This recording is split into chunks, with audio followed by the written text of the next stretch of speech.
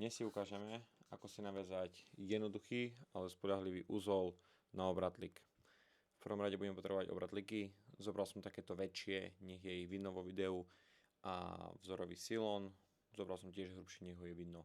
V prvom kroku prevlečiem silón cez obratlík a vznikne nám na konci také očko.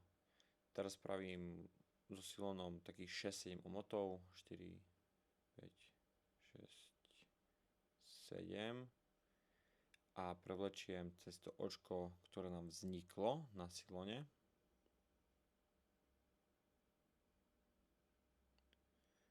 Keď to mám prevlečené, chytím jeden koniec silóna, druhý koniec silóna a zatiahnem z oboch strán. Zatiahnutím z oboch strán nám vznikne takýto pekný úzol. Pre záverečné vyladenie ešte môžem zastrihnúť koniec. Tak a máme hotovo.